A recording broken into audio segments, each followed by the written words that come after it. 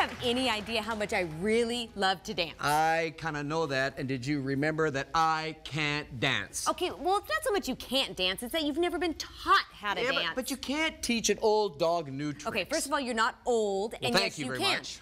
Because it's really all about whether someone is just willing to learn. Because if you're willing to learn, you can teach anybody anything. Well, that's kind of like that proverb. When the student is ready, the teacher will appear. Yes, and I tell you, it helps. Because if you have this insatiable appetite for learning, you can't get enough. Yeah, it makes a difference. And you know what? We want to start out by sharing with you this student approach to life. First of all, from the big picture, you got to be a student of relationships. Yes. Exactly. Well, so what happens is you got to look at what works in life. You got to, who's got great relationships and what's going on there. And ask questions. Totally. I love questions. Read a book about relationships and study relationships at large. I had this great experience in the South.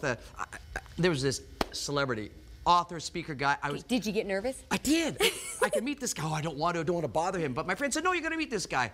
The minute I shook his hand, it's like he locked into me like I was the most significant person in the world. It was a rare experience, and I learned just in those moments how to value people. Wow. And how to treat them. Exactly. And not only a student of relationships, but you need to be a student of yourself. Exactly. You know, we don't take time for ourselves anymore. We ignore our feelings. And probably one of the biggest things I've been doing in the last couple of years is I ask myself the question, why? Why do you do that? Well, listen, because like I'm angry and I go, okay, Christy, why? Why are you angry? Well, because I'm hurt. Okay, well, why? Why am I hurt? Because I feel like I'm invisible in this situation. Well, why? Because I felt like my heart didn't matter. So I learned something about myself. It wasn't that I was angry, it was that I felt like nobody cared about my heart. Yeah, and that worthlessness is one of those fears, right? It's one of my fear buttons. And you react out of those fears, right? Absolutely. The final thing you got to be is you got to be a student of your spouse, okay? It's a lifelong course, I recognize. Thank goodness. And hopefully you're going to get more A's than I do sometimes. But the critical thing is you've got to learn to understand them. For me, one of the great things was I learned to listen for her heart with my heart. And when I do that, I can grab so much more of her. It'll make such a difference. Yes, it will. And I tell you, so a student of relationship, a student of yourself, and a student of your spouse. And some of you are saying, okay, I'm ready to learn, but I need a teacher. Go to our website because we have life coaches who are ready to come alongside. And you'll never regret putting your marriage, your family, and you know what? All your relationships first. You take care, and God bless. Thank you.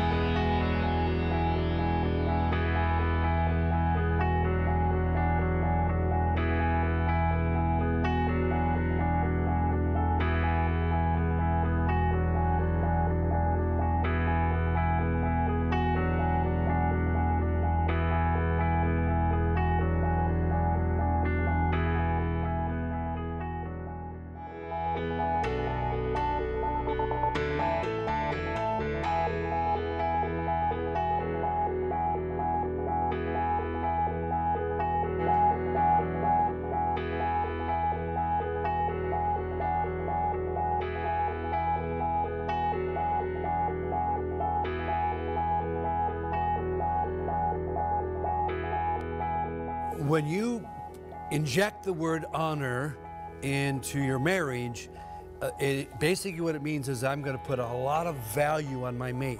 I'm going to learn everything I can about him or her. I want them to know that they're extremely important to me, because whatever you value, that's where your emotions are. That's where your affections are.